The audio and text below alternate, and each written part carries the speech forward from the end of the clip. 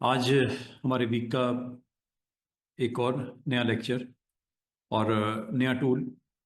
ये भी tool object on a path tool, attach and align objects to path.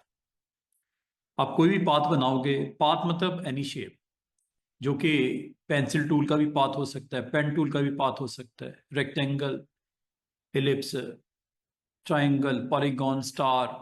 You can make anything as a path. ठीक है। और उसके ऊपर आप जितनी ऑब्जेक्ट अपने आप ऑन करोगे या बनाओगे या इंपोर्ट करोगे, उनको अगर आप उस पाथ पे एडजस्ट करना चाहो तो एक अच्छी ऑप्शन है जिसमें उस पाथ के साथ इसको अटैच भी करेगा और उसके ऊपर अलाइनमेंट भी कर सकते हो और इसकी डायरेक्शन भी सेट कर सकते हो and many more thing. Tool name is object on a path.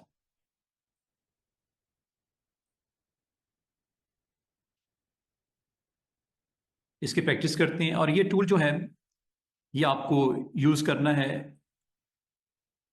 अगर आपने अपने नंबर ऑफ ऑब्जेक्ट को अलाइन करना हो, अरेंज करना हो, मूव करना हो पाथ के अलोंग। एक आसान सा टूल है और ये फर्स्ट टाइम 2025 में इन्होंने ऑन किया है। लास्ट वीक में मैंने एक टूल करवाया था आपको। वो टूल का नाम था डायमेंशन टूल। वो भी पुराने वर्जन में नहीं होता था। तो इलिस्ट्रेटर वालों ने ये दो टूल्स इसमें ऐड किए हैं जो मैं अभी आपको दिखाता हूँ। एक तो टूल था डायमेंशन टूल जिसमें साइज करना, एंगल करना, रेडियस निकालना, वो हमने देखा था लास्ट टाइम वीक में। इस वीक में एक और टूल को एक्सप्लोर करने जा रहे हैं जो आप कोई भी शेप बनाते हो। लेट्स सपोज हम सर्कल बनाते हैं। सर्कल के ऊपर आप नंबर ऑफ ऑब्जेक्ट, स्टार हैं, रेक्टेंगल्स हैं, पॉलीगॉन है, एनीथिंग आपने बना दिया। बनाने के बाद उसको अगर उस पाथ के अलोंग आपने रखना हो, मतलब अलाइन करना हो, अरेंज करना हो या उनको मूव करना हो, तो एक आसान सा टूल है, align, arrange and move object along along path. तो ये आपके पास एक टूल है जिसमें आप इसको इस्तेमाल करोगे। आप अपनी अलाइनमेंट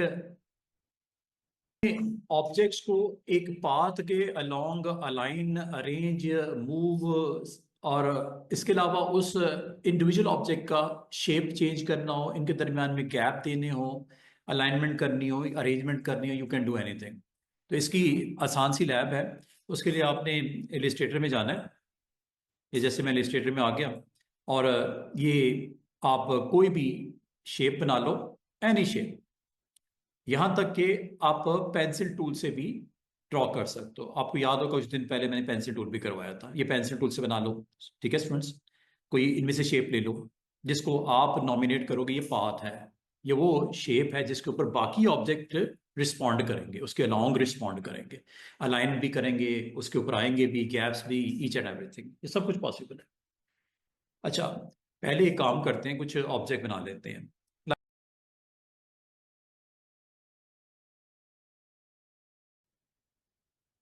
कलर अगर आप डिफरेंट देना चाहो, सिर्फ डिफरेंट शो करने के लिए मैं डिफरेंट दे रहा हूँ, सेम भी दे सकते हो। और भी कुछ शेप्स बना लेते हैं, नंबर ऑफ शेप्स बना लेते हैं। चले पॉलीगॉन की कुछ शेप्स बना लेते हैं। ये लो, डाउन एरो करता हूँ, एक ट्राइंगल बना लेते हैं। फिर एक और शेप बनाते हैं। अप एरो करता हूँ, एक पेंटागन बना लेते हैं। एक और शेप बना लेते हैं। अप एरो करता हूँ, एक हेक्सागन बना लेते हैं। फिर ये स्टार भी ले लेता हूँ। शेप्स है ना, डिफरेंट डिफरेंट आप बना लो। जैसे एक सिंपल सा मैं स्टार यहाँ पे 5 साइड्स वाला ये क्रिएट कर देता हूँ। और भी कोई शेप्स बना लेते हैं। एक शेप ये बना लेते हैं, एक शेप ये बना लेते हैं, एक शेप ये बना लेते हैं। और इसके ऊपर भी अगर आप वर्क करना चाहो, आपको पता है, आप इसको यहाँ से नंबर ऑफ साइड्स भी बढ़ा सकते हो और यहाँ से राउंड भी कर सकते हो अगर करना चाहो शेप के। ये लो, ये मैंने कोई 8-10 शेप्स बना दी हैं। ठीक है। इनके कलर मैं जानबूझ के डिफरेंट रखना चाह रहा हूँ। अगर आप साइज और कलर डिफरेंट डिफरेंट कर देते हैं, किसी का कुछ कलर कर देते हैं। मैं इन ऑब्जेक्ट्स को ना प्लेस करना चाह रहा हूँ किसी अपने बनाए गए पाथ के ऊपर। पाथ का मतलब एनी थिंग जो आप बनाना चाहो। ये मैंने डिफरेंट डिफरेंट डिफरेंट डिफरेंट यहाँ पे शेप्स बना दी। अच्छा अच्छा, ये मैंने डिफरेंट डिफरेंट कलर्स के साथ इसकी प्रेजेंस शो कर रहा हूँ, ठीक है।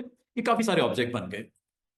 मैं अगर आपको ये कहूँ कि एक मैं सिंपल सा पाथ बनाता हूँ इलिस्ट्रेटर में, डिजाइन की रिक्वायरमेंट के मुताबिक एक सिंपल सा पाथ बनाता हूँ। पाथ मतलब एनीथिंग। ये पेंसिल ले लेते हैं, पेंसिल टूल आसान सा टूल है। पेंसिल टूल से मैं एक पाथ ऐसे जिगजैग काइंड ऑफ पाथ मैं बना देता हूँ। पेंसिल से एक सिंपल सा पाथ बना लेते हैं पेंसिल टूल से। कोई शेप बना लो, एनीथिंग। ये जैसे ये बना ली, चले इसी को ले लेते हैं। एक शेप बनाई, ठीक है। इसकी शेप सिंपल सी जो बनाई है, इसका स्ट्रोक थोड़ा सा बढ़ा देते हैं। ये स्ट्रोक मैंने थोड़ा वेट बढ़ा दिया। कलर भी इसका ब्लैक कर देता हूँ ताकि नजर आए आपको पेंसिल का स्ट्रोक। ये है पेंसिल का स्ट्रोक। मैं अगर आपको कहूँ ये सारी शेप्स को इसके ऊपर ले आओ, ये सारी शेप्स को इस पाथ के ऊपर ले आओ। ये सर्कल भी हो सकता था, ये ट्राइंगल भी हो सकता है, ये रेक्टेंगल भी हो सकता है, ये पॉलीगॉन भी हो सकता है, पेंटागॉन, हेक्सागॉन, कुछ भी हो सकता था। एक पाथ है, ये आपको एक पाथ हमने ड्रॉ कर लिया। इन सबको आपने अब एक्टिव करना है, मतलब सिलेक्ट करना है। सिलेक्ट करने के बाद इस पाथ की तरफ इसको लेके आना है। किस तरह? ये है वो टूल जो हमारे फाइनल टूल्स में से एक टूल है। ये ऑब्जेक्ट्स ऑन पाथ, नीचे लिखा हुआ नजर आ रहा होगा, align, arrange and move object on a path. अगर आप इसको क्लिक कर सिलेक्शन की हुई है जो ऑब्जेक्ट्स की, इस पाथ के ऊपर जाओ, टच करो इसको और क्लिक कर दो। ये है काम इसका। वैसे काम करने पर आपको काफी मुश्किल होती। अगर ये काम वैसे करना होता आपके लिए काफी डिफिकल्ट जॉब थी। लेकिन ये देखो कितनी सुकून से आराम से आपने जो जो शेप्स बनानी है बना लो एक ही दफा। और बनाने के बाद इसको इसके ऊपर फिट कर दो। जरूरी नहीं कि ये पेंसिल टूल के साथ ड्रॉ किया हुआ कुछ हो। अंडू करता हूँ, दोबारा से देखिएगा। इन शेप्स की मैं कुछ कॉपीज निकाल लेता हूँ ताकि आपको मैं इसके डिफरेंट डिफरेंट एक्सपेरिमेंट करके दिखाऊं। डिफरेंट डिफरेंट ऑब्जेक्ट्स के ऊपर इसको प्लेस करके दिखाऊं। जैसे ये आपके पास नंबर ऑफ ऑब्जेक्ट्स जो आपके पास पड़े हुए हैं, इनको किसी भी पाथ के ऊपर आप फिट कर सकते हो। जैसे ये है, जैसे ये है। एक तो मैंने इसके ऊपर आपको करके दिखाया, ठीक है। इसकी बजाय हम कुछ और ले लेते हैं। इस बार हम रेक्टेंगल ले लेते हैं, ठीक है। इस बार हम सिंपल रेक्टेंगल ले लेते हैं। रेक्टेंगल के ऊपर इसको मैं आपको फिट करके दिखा देता हूँ। मतलब कुछ भी हो सकता है, एनी शेप, उसको आप यहाँ पे ड्रॉ करो। ड्रॉ करने के बाद आप जस्ट उन ऑब्जेक्ट को सिलेक्ट कर लो। ये लो, इनको सिलेक्ट किया। सिलेक्ट करने के बाद इस टूल को एक्टिव किया, ऑब्जेक्ट यानी पाथ। और वो पाथ अब ये भी हो सकता है, ये भी हो सकता है, एनीथिंग। जब क्लिक करोगे वो ऑब्जेक्ट जितने भी पड़े हुए थे इसके ऊपर आ गए। अच्छा, अब मैं एक चीज और आपको बताऊं।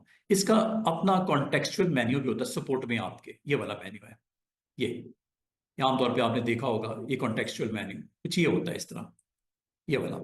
अच्छा, इसके थ्रू आप क्या कर सकते हो? इस वक्त ये देखो सेंटर पॉइंट ऑन है। हर एक शेप का सेंटर पॉइंट इस पाथ के ऊपर फिट हुआ हुआ है। देख रहे हो? हर शेप का सेंटर पॉइंट, ये सेंटर, ये भी सेंटर, ये भी सेंटर। अगर आप चाहो इसके टॉप वाले पॉइंट, कॉर्नर वाले को हिट किया जाए, क्लिक किया जाए अलाइनमेंट के हवाले से, ये अलाइनमेंट है। ये देखो, इसको ऑन कर दो, इसको ऑन कर दो। जिस डॉट को ऑन करोगे उस शेप का वो पॉइंट पाथ के ऊपर आ जाएगा। वैसे तो बाय डिफॉल्ट ये सेंटर वाला होता है। ये अकॉर्डिंग टू अपनी रिक्वायरमेंट ये आप चेंज कर लेना। समझ आ रही है बात? यहां से ऐसे। वैसे तो बाय डिफॉल्ट ये सेंटर होता है, तो सेंटर ही रहने दो, ठीक है। अब एक और चीज आपने नोट की होगा, इनका डिस्टेंस आपस में सेम है, सबका एक दूसरे से फासला सेम है, ठीक है। और एक चीज और आप अगर करना चाहो, ये एंगल आप देख रहे होगे, इस वक्त एंगल जीरो है, सबका रोटेट एंगल जीरो है, जो कि आपने जिस तरह रखा था वैसे ही उसने रख दिया। इसको आप अपनी मर्जी से चेंज भी कर सकते हो। सबको 30 डिग्री कर दो, ठीक है। एंटर कर दो। ये अब आपका सारे के सारे 30 डिग्री पे मूव हो गए। और अगर आप वैसे यहां से करना चाहो, यहां से कर सकते हो। ये देखो, ये माउस व्हील के साथ आप कर लो, डाउन अप करके ऐसे, या ऐसे क्लिक करके यहां से कर लो, एक ही बात है। 60 डिग्री भी कर दो सबको। ये 60 डिग्री लग गए, ये सब 60 डिग्री पे हो जाएंगे। उसके बाद एंटर भी करना है। ये 60 डिग्री पे हो गए। और ये यहाँ पे एक 3 डॉट्स भी नजर आ रहे हैं। इसका फायदा क्या है कि आपको ये जो चीजें नजर आ रही है ना, ये अलाइनमेंट और ये रोटेशन, ये यहां से प्रॉपर्टीज पैनल के थ्रू भी कर सकते हो। ये प्रॉपर्टीज पैनल आने लगा।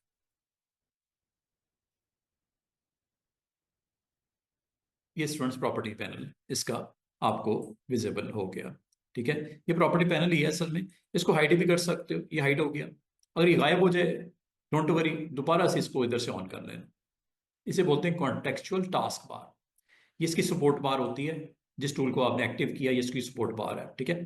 ये आपको यहाँ पे हेल्प करती है कि अगर आप चाहो इस कॉन्टेक्चुअल बार से आप इसकी ये अलाइनमेंट को कंट्रोल कर सकते हैं, नंबर 1। नंबर 2, रोटेट कर सकते हैं, ठीक है। और तीसरी चीज, ये जो आपने जो दोनों काम यहां से किए हैं ना स्टूडेंट्स, आपको कतई जरूरत नहीं इस बार की, ये काम आप यहां से भी कर सकते हो। ये देखो, जितना डिग्री एंगल देना है वो देख रहे हो, सारे इकट्ठे घूम रहे हैं। जो भी आपने ऑब्जेक्ट पुट किए हैं ऑन पाथ, वो सारे के सारे, ये लाइनें भी हो सकती थी, ये सारी लाइनें भी हो सकती थी, लाइनें उसके लॉन्ग ऐसे ऐसे मूव होती उस पाथ के ऊपर। अभी तो मैंने डिफरेंट डिफरेंट बनाए हैं ना, ये अल्फाबेट्स भी हो सकते हैं, एबीसी लिख के देखो, इसके ऊपर पाथ के ऊपर फिट हो जाएगा, सर्कल के ऊपर फिट करते हैं अभी थोड़ी देर में। बिल्कुल, जो भी आपके ऑब्जेक्ट्स हैं उनको करता है। ये तो हो गया रोटेशन। इसका मतलब है चाहे यहां से कर लो, चाहे ये कॉन्टेक्चुअल पार यहां से कर लो, एक ही बात है। और दूसरी बात, यहां पे अगर आपको कहा जाए कि इस गैप, ये जो आपका स्पेस है, ऐसे बोलते हैं स्पेस, ये ऊपर छोटे से आरो नजर आ रहे हैं, इस पे क्लिक करके अगर आप इसको शिफ्ट करना चाहो सबको एक ही तरफ, ये देखो लाइन अप हो गए, सारे एक ही पॉइंट पे आ गए। ये लो, ये एक्सट्रीम पे कर दिया पॉइंट, ठीक है। ये बिल्कुल, अब इसके आगे तो जगह नहीं है ना, सारे एक इकट्ठे हो गए, इसको वापस फैला दो, डिस्ट्रीब्यूट कर दो। ये लो, जितना फासला देना है आप अगर देखो एक्सट्रीम पे ले जाओगे तो बराबर बराबर आ जाएंगे सारे। ये आपको हेल्प करता है डिस्ट्रीब्यूशन में, प्लेसमेंट में, स्पेसिंग में। इसका मतलब इधर लेके जाओगे सारे इकट्ठे हो जाएंगे, इधर लेके जाओगे लेफ्ट साइड पे जाओगे इकट्ठे हो जाएंगे, राइट साइड पे जाओगे अलग अलग हो जाएंगे और दूर हो जाएंगे एक दूसरे से। अच्छा, अभी आप जो एंगल देना चाहो इकट्ठा दे सकते हो, किसी स्पेसिफिक का कलर सेट करना चाहो, साइज सेट करना चाहो, शेप चेंज करना चाहो, इसके ऊपर आप आके ऑब्जेक्ट सिलेक्शन यहां से कर। ये टूल आपको याद होगा, बहुत दिन पहले मैंने करवाया था, direct selection tool. Direct selection tool से किसी एक ऑब्जेक्ट को अगर आप इस तरह क्लिक करोगे तो ये सिलेक्ट हो जाता है, और सिलेक्ट होकर इसके ऊपर भी आप एक्शन कर सकते हो अगर करना चाहो। सिलेक्शन इसकी कर लो और इसको आइसोलेट कर लो सिलेक्शन टूल से। अब अगर आप चाहो इसको इंडिविजुअली भी कर सकते हो। बाकी देखो, बाकी कोई बिहेव नहीं कर रहे, बाकी अपनी जगह पे कोई आपको रिस्पॉन्स नहीं मिल रहा, सिर्फ एक को कर रहा है। पिछली दफा हमने क्या किया था, सारे इकट्ठे हो रहे थे। वो उसका अपना फीचर है, किसकी, इस टूल की, क्या नाम है इसका, ऑब्जेक्ट अनुपात। लेकिन अगर इंडिविजुअल करना हो तो सिलेक्शन टूल से आप उसको एक्टिव करो ऐसे, और ये करने के बाद यहां से रोटेट कर लो, अगर रोटेट करना है रोटेट कर लो। और अगर इसके कॉर्नर्स को आपने सेट करना है, ये देखो, और ये देखो, जब क्लिक करोगे ये हैंडल भी आ जाएगा। इससे आप नंबर ऑफ साइड्स को बढ़ा भी सकते हो और कम भी कर सकते हो, 1500 के करीब ये भी कर सकते हो। इसका मतलब अगर कलर भी चेंज करना हो, अब इसका कलर भी चेंज कर सकते हैं। अगर इंडिविजुअल का बाद में आपका प्लान बनता है तो मुझे इसका चेंज करना था कलर, है, बाद में आपका प्लान बनता है कि इसकी साइड्स को आप खुद एडजस्ट करना चाह रहे हो, तो ये जो सिलेक्शन टूल होता है एक डायरेक्ट सिलेक्शन टूल होता है। डायरेक्ट सिलेक्शन टूल से आप इंडिविजुअली भी इसके पॉइंट को आप क्लिक करके चेंज कर सकते हो कि करना चाहो, इसके इंडिविजुअल पॉइंट को भी आप अपनी मर्जी से इसको चेंज कर सकते हैं। डबल क्लिक कर दीजिएगा, यहाँ से इसका साइज वाइज करना हो वो भी आप कर सकते हो, इसकी प्लेसमेंट भी कर सकते हो, जो दिल करता है आप करने के बाद ये टूल, इससे बाहर निकलने का तरीका होता है साइड पे डबल क्लिक कर दो। अच्छा, एक चीज और करके देखते हैं, ये जो ऑब्जेक्ट है इसमें अगर मैं आपको कहूँ इसमें कोई ऐड कर सकते हैं क्या, ये ले लेते हैं ऑब्जेक्ट इंडिविजुअल, ये ऑब्जेक्ट है ना, इसको पहले तो ये लो टूल, क्या नाम है इसका, ऑब्जेक्ट अनुपात, क्लिक करो, इसको हम यहां से मूव करके पाथ के ऊपर अगर एडजस्ट करना चाहें तो पाथ के ऊपर इसको आप फिट भी कर सकते हो। ऐड ऑन जिसे बोलते हैं, ऐड करना हो इसको ऐड भी इस पाथ के ऊपर किया जा सकता है। अच्छा, एक चीज और, अगर मैं आपको कहूं कि ये जो आपने बना दिया है, बनाने के बाद इनको अलग अलग कर दो, सबको सबको अलग अलग कर दो, पाथ के ऊपर आपने फिट कर दिए, ये पड़े हुए ना, ये पाथ के ऊपर पड़े हुए हैं, इनको आप अलग अलग कर दो, अभी नहीं होंगे। अगर आप इंडिविजुअल को आप इस तरह क्लिक करके, डबल क्लिक करके इसको अगर आप मूव भी करने की कोशिश करोगे, ये यहाँ से आप प्लेसमेंट करना चाहो, यहाँ पे यहाँ पे यहाँ पे इसके ऊपर आप रख सकते हो, ठीक है। इसके ऊपर अगर आप चाहो इसको आप दोबारा से यहाँ पे पुट करना चाहो आप कर सकते हो। इंडिविजुअल ऑब्जेक्ट को आप इस टूल से एक्टिव करने के बाद इसको आप यहाँ से, ये क्या कह रहा है जी, select object, invoke object on a path, click on a path, on a path, okay, select objects. और अगर इसको आप अलग अलग करना चाहो स्टूडेंट्स, तो इसी में एक ऑप्शन होती है, उसे बोलते हैं एक्सपैंड करना। प्रॉपर्टीज इसकी शो करते हैं, प्रॉपर्टीज आ रही हैं इसकी। अच्छा, प्रॉपर्टीज अगर ना आ रही हो ना तो आप इसको एक तरीके से आप और कर सकते हो, ऑब्जेक्ट मेन्यू में जाओ जरा, ऑब्जेक्ट मेन्यू में जाओ, ये है G object on a path का मेन्यू, इसकी अपनी ऑप्शंस भी होती हैं, ये देखो, ये ऑप्शंस है, वही टूल है उसकी ऑप्शंस है, ये क्लिक करो, ये देखो, अगर आप गौर करो ये वही चीज है जो यहाँ से कर रहे हो वो यहाँ से भी कर सकते हो। सेम सेम नहीं आ गई, ये देखो यहाँ से आप सेट कर लो, रिलोकेट कर लो, यहाँ से इसका एंगल चेंज कर लो। ये वही चीजें हैं जो आप यहाँ पे आप देख रहे हो। और देखने बस सेव कर दो। सेव करने के बाद इसको आप यहाँ पे अगर आप अलग भी करना चाहो इन ऑप्शन के ऊपर तो इनको अलग भी कर सकते हो। अलग करने के लिए मतलब पाथ से अलग करने के लिए आप इसमें जाओ और एक्सपैंड कर दो। एक्सपैंड करने से फायदा पता क्या होगा स्टूडेंट्स, ये सारे ऑब्जेक्ट जो पड़े हुए हैं ये अलग-अलग हो जाएंगे, लेकिन अलग करने के लिए इसको अनग्रुप भी करना होगा। बस इतनी सी बात। ये लो, पाथ अलग हो गया। जो काम लेना था ले लिया, ऑब्जेक्ट को आपने प्लेस कर दिया, ये पाथ को सेपरेट कर दिया। अब ये सारे इंडिविजुअल ऑब्जेक्ट है, ये भी अलग हो गया, ये भी अलग हो गया। मतलब आपने उसको प्लेसमेंट करनी थी, करने के बाद आपने कहा जो ना करना था कर दिया, अब इसको अलग कर दो। तो ये सर्कल भी हो सकता है। मैं आपको दोबारा से करके दिखाता हूँ। ये देखिएगा, आपने करना क्या है कि ये देखो, मैं इस बार काफी सारे ऑब्जेक्ट ये रख लेता हूँ। इस साइड पे आपको नजर आ रहे हैं। मैं इसको एक पाथ के ऊपर फिट करता हूँ, मतलब एक सर्कल पे फिट करता हूँ। ये सर्कल बनाया, ठीक है। शिफ्ट के साथ आपको पता है सर्कल बनता है। करने हैं आप इसको करवा लो। कैसे? सबको सिलेक्ट करो ऐसे। इस बार मैंने कोई 10-15 सेलेक्ट कर लिए, ठीक है। सेलेक्ट करने के बाद अगला काम, अच्छा ये सर्कल अगर आपको नजर नहीं आ रहा क्योंकि इसका स्ट्रोक भी ब्लैक नहीं है, व्हाइट है, व्हाइट के ऊपर व्हाइट नजर नहीं आएगा, ब्लैक कर लो स्ट्रोक को। और वेट अगर आप 7 पॉइंट मुनासिब समय तो ये नहीं तो कम करना है कम कर दो, कोई मसला नहीं है। आपने जितने ऑब्जेक्ट सेलेक्ट करने हैं कर लो। ये सिलेक्ट कर लिए ऊपर वाले सारे। करने के बाद आपने इस टूल पे जाना है जो आज टूल सीख रहे हो, ऑब्जेक्ट होने पाथ। यहाँ पे क्लिक कर दो। यहाँ एक और काम कर सकते हो, वो क्या? ऑब्जेक्ट मेन्यू में जाके यहाँ पे जो आपको ऑप्शन आज मैंने बताई है इसमें अटैच भी लिखा हुआ है। अटैच पे क्लिक करके यहाँ पे आके क्लिक कर दो। सारे के सारे ऑब्जेक्ट जितने भी सिलेक्शन में थे सारे इस पाथ के ऊपर आके फिट हो गए। ये देखो, अब इनको आप यहाँ पे सिलेक्ट करके अगर इसको स्क्रीन के ऊपर आपने कहीं भी शो करना है, लेके जाना है, अब इसको बिल्कुल ये देखो। अब इनके दरमियान में गैप अगर आपने सेट करना है तो आपने इसी टूल को क्लिक करना है जिसका नाम है ऑब्जेक्ट पाथ। इस पे आपने क्लिक कर देना, ठीक है। इसको पहले आप सिलेक्ट कर लेना। सिलेक्शन मैंने कर ली है, ये आपका सिलेक्ट हो गया। और सिलेक्ट करने के बाद ये देखो, ये दो हैंडल नजर आ रहे होंगे। एक मैंने ये आप यहाँ से कर सकते हो, क्लॉकवाइज करना है, एंटी क्लॉकवाइज करना है, डिस्टेंस करना है पास से, ये भी आप कर सकते हो। दूसरा, यहाँ से आप इसके स्पेसिंग को कंट्रोल करो। ये देखो सारे इकट्ठे हो गए आपके। तो ये आप अपनी मर्जी से इसको कर लीजिएगा। और अच्छा करने के बाद बाद का स्टूडेंट करते हैं सर आपने जो करना था कर दिया, ऑब्जेक्ट को आपने पाथ के ऊपर सेट करना था कर दिया, अब इसको पाथ को सेपरेट करके डिलीट कर दें। हो सकता है क्या? बिल्कुल हो सकता है। आपने करना क्या है कि आपने यहाँ पे एक्सपैंड करना होगा। एक्सपैंड की ऑप्शन आपको मिलती है यहाँ से भी।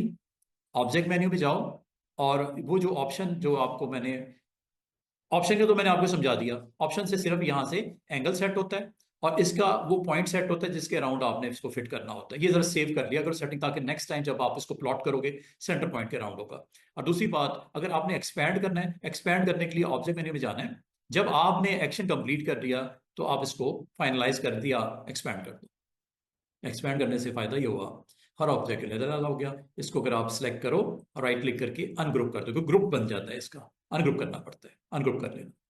इस तरह ये देखो, ये अब आपका ऑब्जेक्ट सेपरेट है और आपके ऑब्जेक्ट बाकी इसके ऊपर उस पाथ के ऊपर फिट हो गए। और इसको चाहे सिलेक्ट करके डिलीट भी कर दो, इसका भी कोई मसला नहीं है। इसने जो काम आपने लेना था पाथ का वो आपने ले लिया। इसका मतलब पाथ का कि कोई भी सर्कल ले लो, कोई स्टार ले लो, कोई पॉलीगॉन ले लो, कोई लाइन लगानी है लगा लो। ये आपको साइड के ऊपर नजर आ रहा है, इसके ऊपर अगर आपने बनाना हो, ये देखो ये मैंने बनाया, ये ले लो। ये भी टूल है, आपको बहुत दिन पहले करवाया था, पेन टूल। पेन टूल से आप अपना ड्रॉ कर लो पाथ। ये देखो ये पाथ बन गया, ठीक है। पाथ को बनाने के बाद इसका स्ट्रोक को थोड़ा सा आपको दिखाने के लिए ब्लैक कर देता हूं। नहीं भी करोगे खैर है, लेकिन आपको दिखाने के लिए मैं ब्लैक कर देता हूँ। ये वाले ऑब्जेक्ट सेलेक्ट करो, इस टूल पे जाओ, टूल का नाम ऑब्जेक्ट होने पाथ, क्लिक किया। और अब आपने वो पाथ बताना है जिसपे इनको लेके आना है। ये लो, समझ रहे बात को? इस तरह आप अपने सिलेक्टेड ऑब्जेक्ट्स को, और बाकी ये दो आपको हैंडल मैंने आपको बता दिए, एक रोटेट करने के लिए है, वो देखो रोटा सबको करने के लिए ये टूल है।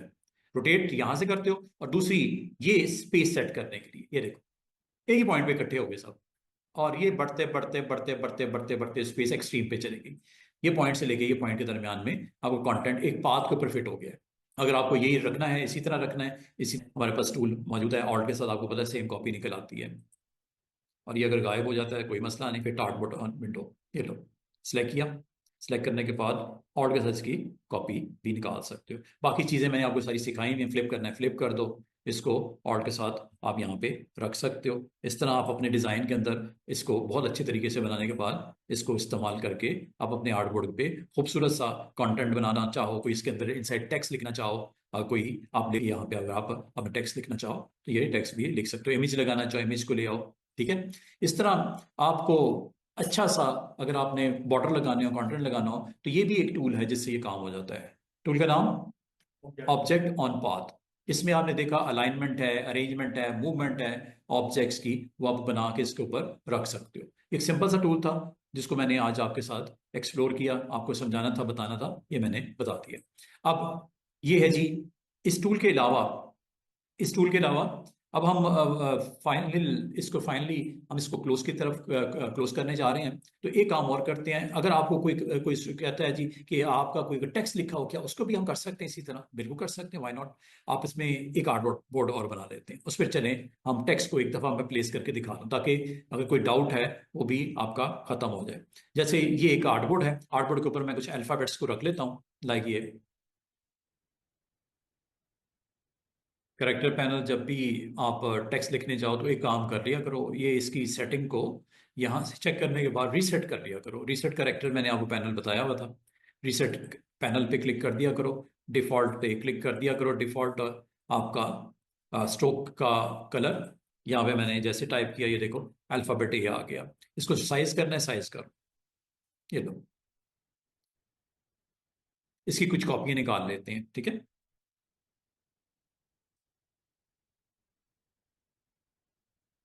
कॉपी आपको पता है ऑल्ट के साथ निकलती हैं, कॉपीज आप यहाँ पे कुछ कर लो। अगर सारे ये रखने हैं सारे ये रख लो, अगर इनको चेंज करना है डबल क्लिक करके ये बी कर दिया, इधर डबल क्लिक करके इसको सी कर दिया, इसको डबल क्लिक करके डी कर दिया, इसी तरह सो ऑन। मैंने अलग अलग एक पाथ बनाते हैं, जैसे ये पाथ बनाता हूँ, एक सर्कल बना लेते हैं, ठीक है। इसके आप लॉन्ग इसको फिट करना चाह रहे हो, डिफ़ॉल्ट कर लेते हैं और इन सबको सिलेक्ट करके इसके लॉन्ग में पुट कर देता हूँ। सारों को सिलेक्ट करो, सारों को सिलेक्ट करने के बाद ये जी आपका टूल ऑब्जेक्ट होने पाथ, क्लिक किया और यहाँ पे पाथ पे जाके क्लिक कर दो। ये देख रहे हो अलॉन्ग दी पाथ उसने उसको प्लेस कर दिया। अगर रेक्टेंगल होता तो रेक्टेंगल वाइज की प्लेसमेंट हो जाती। अब सर्कल था, स्टार हो गया तो स्टार के ऊपर भी इसी तरह प्लेस कर देता। अगर पेंसिल टूल से आपने कुछ बनाया होगा उसके ऊपर भी इसी तरह प्लेस कर देता। बाकी ये मैंने आपको बोला रोटेशन के लिए होता है, डिमांड है, अब उसको रोटेट करके इसको सेट कर सकते हो। और दूसरा यहाँ से स्पेसिंग सेट कर सकते हो, ठीक है। ये फुल हो गया स्ट्रेच, ये आपका एक ही पॉइंट पे आ गया, ये यहाँ से कर लो। और अगर आपने इंडिविजुअल को सेट करना हो तो आपको उसको क्लिक करना पड़ेगा टूल से, डबल क्लिक करोगे तो ये आपका आइसोलेट मोड में आ गया। इसको फिर इंडिविजुअली अगर सेट करना तो फिर इंडिविजुअली आप इससे सेट, अगर आप इंडिविजुअली करना चाहो इसको इंडिविजुअली आप यहाँ से आइसोलेट करके करना पड़ेगा, यहाँ इसको आप एक्सपैंड करने के बाद करना पड़ेगा। वैसे ये देखो यहाँ पे अगर मैं इसको करने की कोशिश भी कर रहा हूँ तो ये आपको अलाउ नहीं कर रहा। ये चेक करो क्या अलाउ कर रहा है, सेलेक्ट कर देना पहले सिलेक्शन से, कि पाथ को वो उसके अलॉन्ग, पाथ के अलॉन्ग उसने खुद ही उसको सेट किया हुआ है। अब मैं घुमाने की कोशिश भी कर रहा हूँ, अब इसको एक्सपैंड करो और फिर इसको फिट कर लो। एक्सपैंड करने का तरीका मैंने आपको बता दिया कि इस पूरे को सिलेक्ट करो जो आपने कंटेंट अपना बनाया है, बनाने के बाद इसके ऊपर स्पेसिंग सेट करनी और रोटेशन सबकी एक जैसी होगी, पाथ के अलॉन्ग होगी, सीधी सी बात है। अगर पाथ घूम रहा है तो जो कैरेक्टर्स भी हैं या जो शेप है वो भी घूम रही होंगी उसके राउंड, उस पाथ के राउंड। लेकिन इंडिविजुअली अगर आप इसको बाद में सेट करना चाहो तो एक ही तरीका हो सकता है कि इसको एक्सपैंड करो और ऑब्जेक्ट मेन्यू के अंदर, इसी मेन्यू के ऑप्शन के अंदर एक्सपैंड यहाँ मौजूद है, यहाँ पे क्लिक कर दिया करो। क्लिक करने के बाद आप अब अगर आप चाहो इंडिविजुअल आप कैरेक्टर को आप सेलेक्ट करके इसको अगर आप करना चाहो तो इसको आप कर सकते हो। सेलेक्ट कर लो पहले, ये देखो एक्सपैंड करना पड़ेगा इसको खुद थोड़ा सा एडजस्ट करने के लिए, लेकिन पाथ अभी तक स्टिल पड़ा हुआ है, थोड़ी बहुत एडजस्टमेंट करनी है, बिल्कुल कर सकते इस टूल से, जो मैंने आपको बहुत दिन पहले एक टूल करवा दिया था। ये आपको अलाउ करता है सिलेक्शन और सिलेक्शन करा तो जो वो कर रहा है टूल उसके ऊपर आप काफ़ी है आपके लिए। लेकिन अगर आपको बाद में इसमें थोड़ी बहुत एडजस्टमेंट करनी पड़ जाए तो एक्सपैंड करके करनी पड़ेगी, और कोई तरीका क्योंकि उसने बिहेव करना है अलॉन्ग दी पाथ, ठीक है। उम्मीद है इस टूल की बहुत अच्छी तरह से समझ आ गई होगी। ये टूल के साथ ये मेन्यू ऑप्शंस हैं, अटैच, ऑप्शंस और एक्सपैंड।